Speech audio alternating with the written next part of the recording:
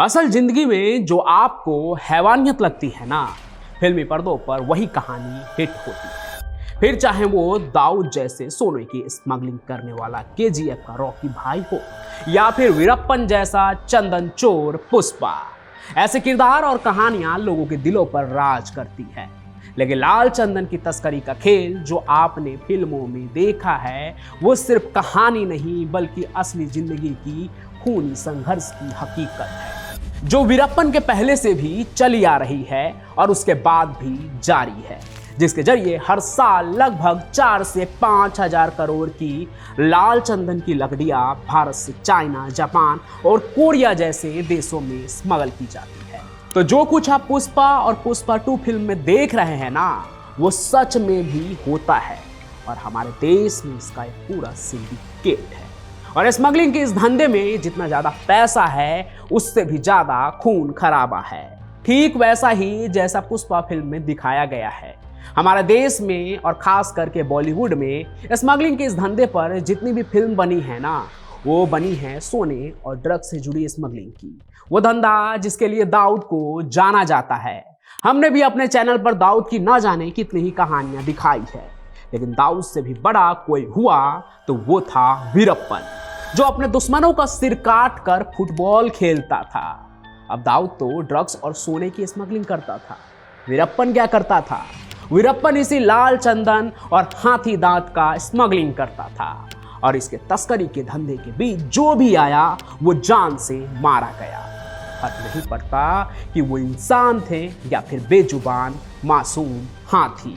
आपको जानकर ताज्जुब होगा कि जब कोई भारत में विदेश से स्मगल की गई चीज बेचता है ना, जैसे कि घड़ी, टीवी या सोना, तो उसकी कीमत मार्केट रेट से भी कम होती है।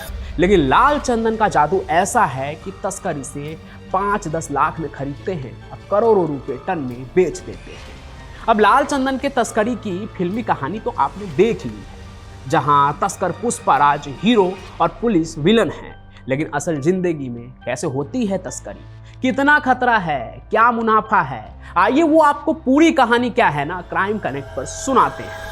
आज की कहानी एक ऐसे सिंडिकेट की है जो दुनिया के बड़े बड़े माफियाओं को टक्कर देता है। लाल चंदन, जिसे अंग्रेजी में रेड सैंडल्स भी कहते हैं, एक दुर्लभ लकड़ी है जो सिर्फ आंध्र प्रदेश के पूर्वी घाट के जंगलों में पाई जाती है, जैसे कि चित्तूर, कडप्पा, नेल्लोर और कुरनूल के जंगलों में। और इन जंगलों की सीमा जो है ना, वो तमिलनाडु से सटे हुए हैं। कभी इन्हीं जंगल में छुपकर चंदन तस्कर वीरप्पन अपने जुर्म का साम्राज्य चलाता था। खैर, ये जो लाल चंदन की लकड़ी है ना, वो अपनी गहरी लाल रंगत, घनत्व और सुगंध के कारण दुनिया भर में मशहूर है।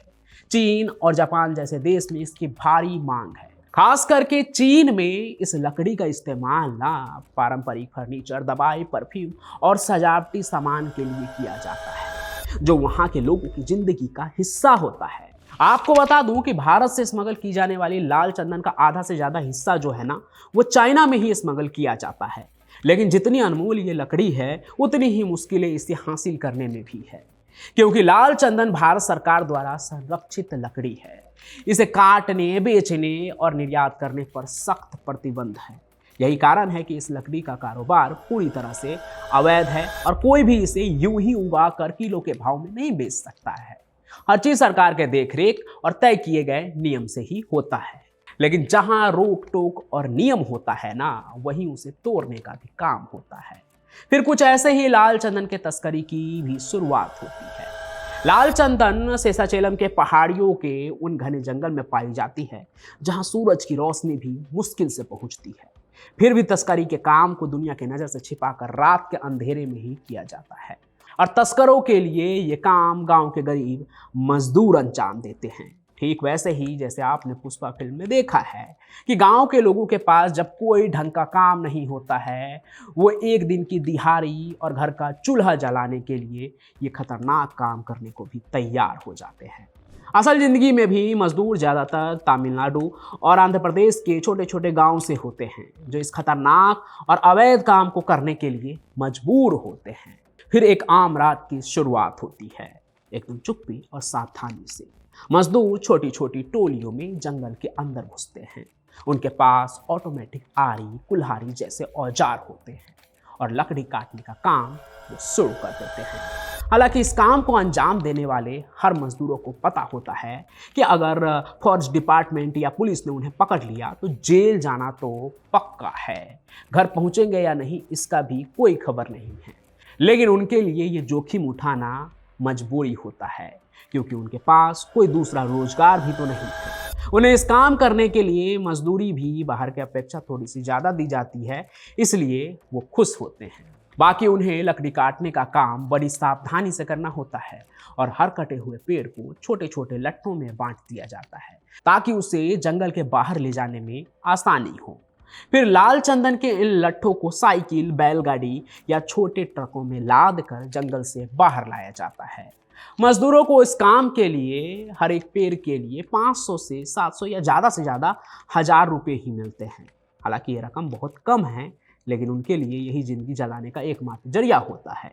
जंगल से बाहर लाने के बाद लकड़ी को स्मगलर्स के सीक्रेट गोदाम में रखा जाता है। ये गोदाम दूर दराज के गांव में, शहर के किनारे या बंदरगाह के पास होता है। यहाँ से लाल चंदन का असली खेल शुरू होता है। तस्कर इन लकड़ियों को विदेश भेजने के लिए नए नए तरीके अपनाते हैं। ट्रकों और कंटेनरों में लकड़ी को भरकर बंदरगाह तक पहुंचाया जाता है। कंटेनरों में लकड़ी को वैध सामान जैसे कि मार्बल, स्लैब या ग्रेनाइट के नीचे छुपा दिया जाता है। कई बार इसे छोटी छोटी खेप में बांटकर हवाई मार्ग के जरिए भी भेजा जाता है। मतलब आपने जो पुष्पा फिल्म में अल्लू अर्जुन का नया नया जो आइडिया देखा है ना तस्करी का, वो ये तस्कर लोग जो है ना जाने कितने सालों से आजमाते आ रहे हैं। खैर, कहानी में आगे बढ़ते हैं कि इन लकड़ियों को देश के बाहर कैसे भेजते हैं। तो स्मगलर के लिए चेन्नई और विशाखापट्टनम जैसे बंदरगाह लाल चंदन के तस्करी का एक कहे तो एपिसेंटर होता है। यहाँ से लकड़ी को चीन, जापान और मलेशिया जैसे देशों में भेजा जाता है। जैसा कि मैंने शुरू में ही बताया ना कि चीन रेड सैंडल का सबसे बड़ा खरीदार है। यहाँ की पारंपरिक फर्नीचर इंडस्ट्री में इसका इस्तेमाल किया जाता है, जो उनके लिए जिंदगी का हिस्सा होता है, जिसे वो स्किप नहीं कर सकते हैं और इसी चीज़ के लिए उन्हें लाल चंदन की लकड़ियाँ चाहिए होती है।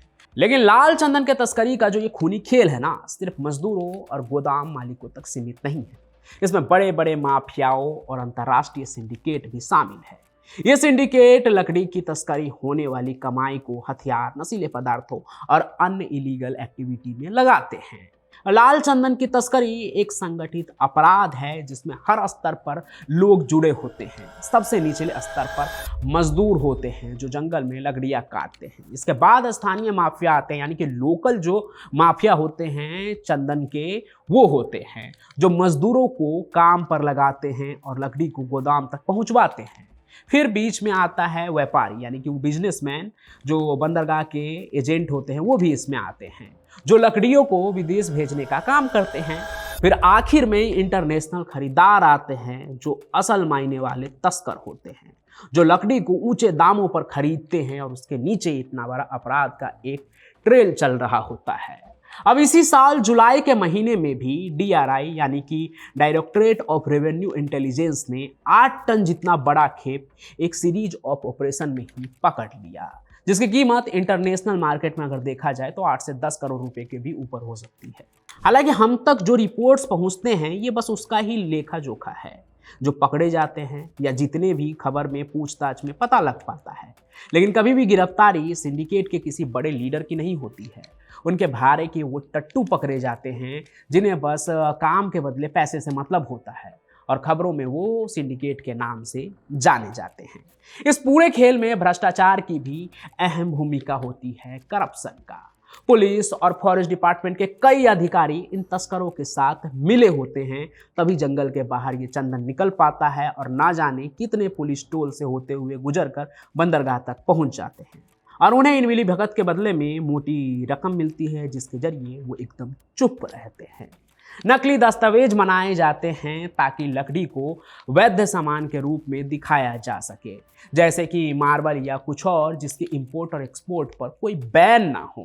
यानी कि जो कस्टम डिपार्टमेंट के लोग होते हैं जिन्हें चेक करना होता है, उसमें जो कुछ मिले लोग होते हैं सिंडिकेट से, वो लाल चंदन के कंटेनर को बता देते हैं कि अरे ये तो ये है, उसके पास जाना है। कुछ फेक फर्जी पेपर वर्क होता है और कुछ इस तरह से तस्करी हो जाता है। हालांकि ये सभी चीज़ कभी बाहर नहीं आती है, लेकिन होता ऐसे ही है। हालांकि सरकार ने इस तस्करी को रोकने के लिए कई कदम भी उठाए हैं। साल 2014 में रेड सैंडर्स एंटी तस्करी टास्क फोर्स का भी गठन किया गया था। इस टास्क फोर्स ने कई बड़े छापे मारे और लाखों टन लकड़ी को जब्त की।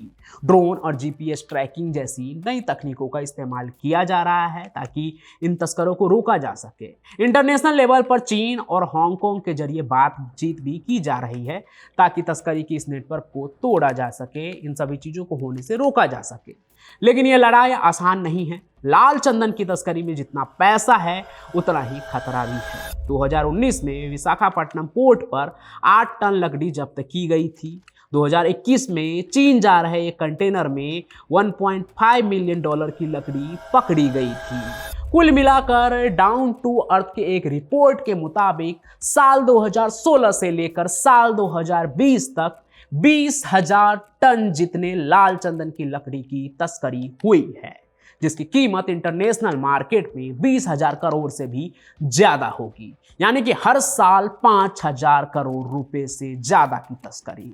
लेकिन फिर भी ये सब तस्करी के विशाल नेटवर्क का सिर्फ एक छोटा सा हिस्सा है।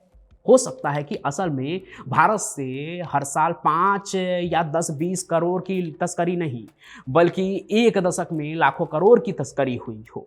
पर लाल चंदन की तस्करी सिर्फ एक काला कारोबार नहीं, बल्कि एक ऐसी कहानी है जो हमारे व्यवस्था की खामियों को उजागर करती है। ये उन गरीब मजदूरों की कहानी है जो रोजगार के अभाव में इस खतरनाक काम को करने के लिए भी मान जाते हैं, इस अवैध काम में भी शामिल हो जाते हैं सिर्फ एक दिन की मजदूरी के लिए। ये उन माफियाओं का खेल है जो कानून को ठेंगा दिखाकर अरबों रुपये कमाते हैं, और ये उन अधिकारियों की कहानी है जो अपनी जेबें भरने के लिए इस अपराध को नज़रअंदाज कर देते हैं। इस तस्करी को रोकने के लिए सख्त कानूनों की ज़रूरत है। हालांकि जो सरकार की बनाई हुई एजेंसी है वो अपना काम भी कर रही है, लेकिन उससे भी बहुत कुछ ज़्यादा करने की ज़रूरत है ताकि ये सब कुछ रोका जा सके। वैसे इस पूरे कहानी को सुनने के बाद आपको क्या लगता है? आपको क्या लगता है कौन कितना जिम्मेदार है और क्या होना चाहिए, क्या नहीं होना चाहिए? आपको इन सभी चीज़ों के बारे में क्या पता है, क्या सोचते हैं, वो कमेंट ज़रूर कीजिए। साथ ही ये भी कमेंट कीजिए कि आप ऐसी कोई और कहानी सुनना चाहते हैं क्या, जैसे कि सोने की स्मगलिंग। और साथ ही साथ मैं ये भी बताना चाहूँगा कि यहाँ तो मैं कहानी सुनाता हूँ, साथ ही मैंने एक किताब भी लिखी है, क्राइम फिक्शन नोवेल उसने कहा आई हेट राइटर। ये भी क्राइम की दुनिया से जुड़ी एक फिक्शन स्टोरी है जो कि एक किताब के रूप में है, मैंने लिखी है, तो आप इसे भी खरीद कर ज़रूर पढ़िएगा। आज के कहानी में बस इतना ही। मैं पंचम प्रकाश आपसे मिलता रहूँगा किसी और सफ़र में किसी और कहानी के साथ। तब तक के लिए आपका बहुत बहुत धन्यवाद।